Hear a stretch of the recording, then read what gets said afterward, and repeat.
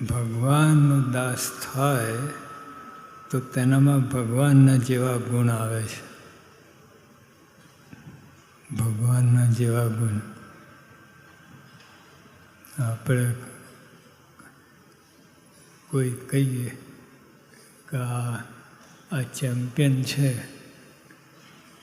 ફૂટબોલનો કે એના જેવા ગુણ છે તો કેટલી છાતી ફૂલે. કોઈ એક્ટર હોય એના જેવા ગુણ આવે એવું કહે તો કેટલી છાતી ફૂલે.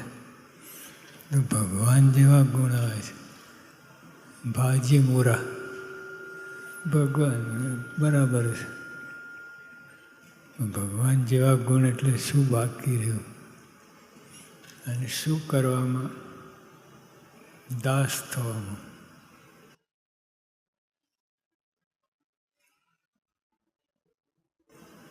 ઠેઠ નીચે જાય તો સૌથી ઉપર આવે.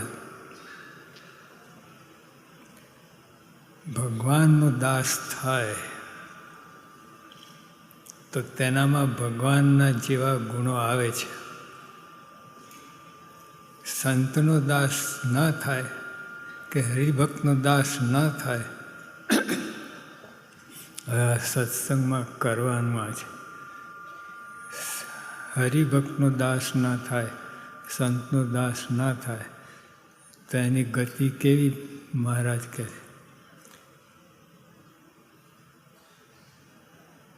સંતનો દાસ ના થાય કે હરિભક્તનો દાસ ના થાય તમારા બધાનો તો તુચ્છ કીટમાં નિવાસ કરે છે.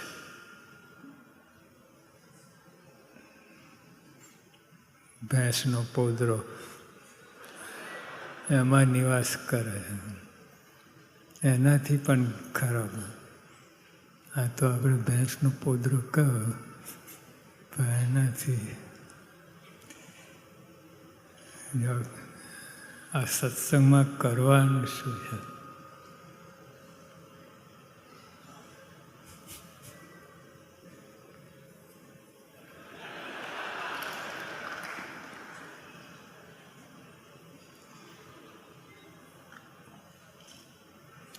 ભગવાનનો દાસ થાય તો તેનામાં ભગવાનના જેવા ગુણ આવે છે. કેટલી મોટી વાત. સંતનો દાસ ના થાય કે હરિભક્તનો દાસ ના થાય તો તુચ્છ કીટમાં નિવાસ કરે છે. અનંત મહત પુણ્ય કરીને દાસપણું મળે છે. અનંત મહત પુણ્ય કરીને દાસપદ મળે છે. કેટલાય જન્મના પુન હોય તો દાસ થવાય, નહીં તો બાપ તો છે જ. જો મહારાજે આજે પંક્તિ આવી હતી શું? દાસ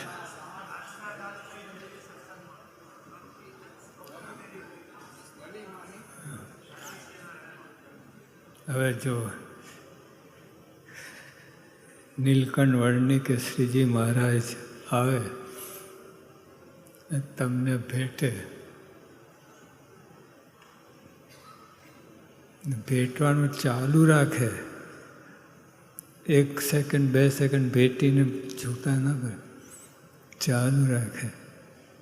કેવી મજા પડે. શ્રીજી મહારાજ નીલકંઠ વર્ણિ આવી તો ભેટે અને છોડે જ નહીં તમને. કેવી મજા પડે. તે આ વાત કહે દાસ થવાથી આટલું ફળ મળે છે. આપણે બીજાને ભેટવાનું છે. અનંત મહત પુણ્ય કરીને દાસ પણ મળે. જે દાસાનું દાસ રહે છે તે વધતો વધતો વધી જાય છે.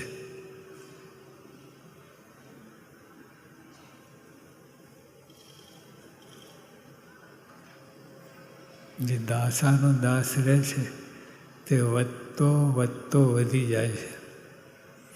આપણે શું કરવાનું સત્સંગમાં? વધવાનું છે, ઘટવાનું છે?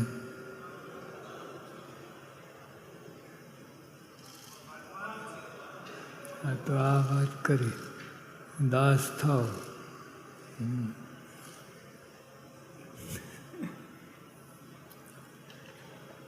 ચિંતામણી, પારસમણી કે કલ્પવૃક્ષ તેના કરતાં પણ દાસપદ ઊંચું છે. ચિંતામણી કલ્પવૃક્ષ તો આ દુનિયામાં છે જ નહીં, પણ ધારો કે હોય ચિંતામણી, જે ચિંતવે મળે. 100 માળનું મકાન ચિંતે ફટ કન્સ્ટ્રક્શન કરવું ના પડે, એકદમ તૈયાર. કલ્પવૃક્ષ નીચે હોય એના જે સંકલ્પ કરે થાય. પણ મહારાજ કહે ચિંતામણી, પારસમણી કે કલ્પવૃક્ષ તેના કરતાં પણ દાસપદ ઊંચું છે.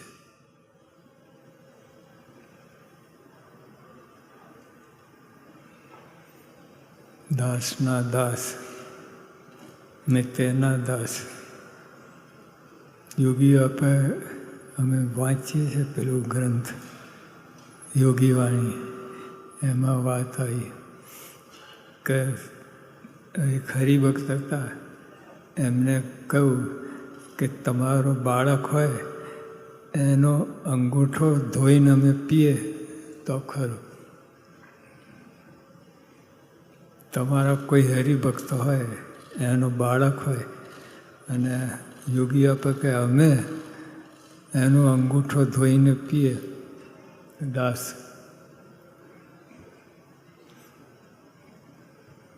ભેજા બેસ. આ બધું શું છે? બધું આ મૂકીને જતો રહે.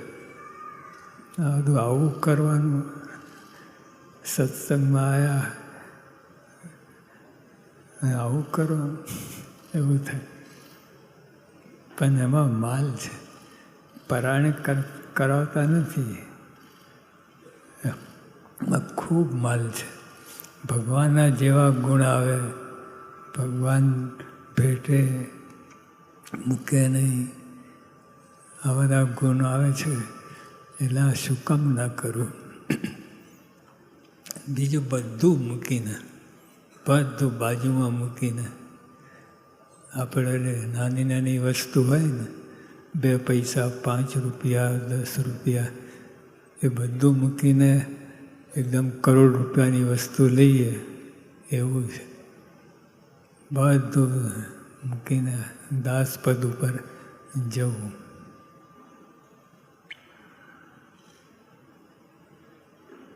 ઈશ્વરો અક્ષર મુક્તો કે રાધા રમાદી ભક્તો દાસપણાના ગુણથી જ તે સ્થિતિને પામ્યા છે.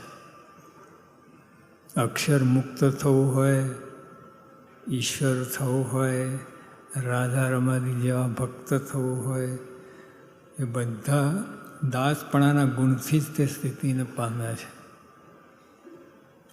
ભગવાન અને ભગવાનના સંતની સેવા કોટી કલ્પ સુધી કરે. ભગવાન અને ભગવાનના સંતની સેવા કોટી કલ્પ એટલે માપ ન કહેવાય. 1 કલ્પ એટલે 8 અબજ 64 કરોડ, એટલે કરોડો કલ્પ સુધી ભગવાન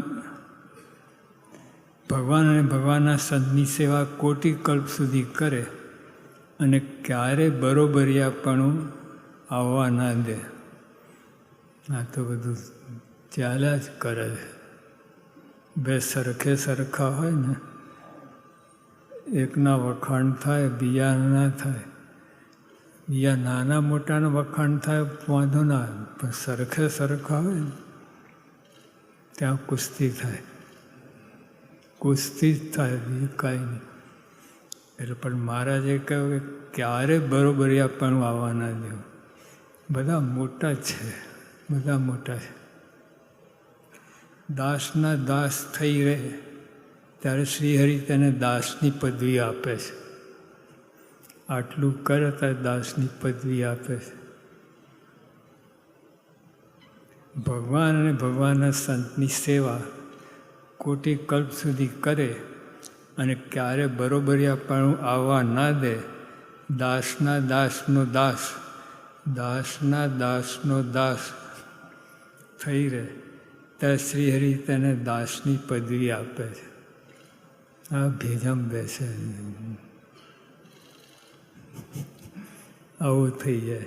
આ શું આપ દાસ દાસ દાસ એમાં જ માલ છે, એમાં જ ભગવાનનો રાજીપો છે. ભગવાન ભેટે છોડ જ નહીં તમને એવી વસ્તુ. દાસ પદવી પરથી પર પદવી છે. એટલે આ જે છે માલ છે, દાસના દાસ થવામાં માલ છે. સહેજાનંદ સાંઈ મહારાજ.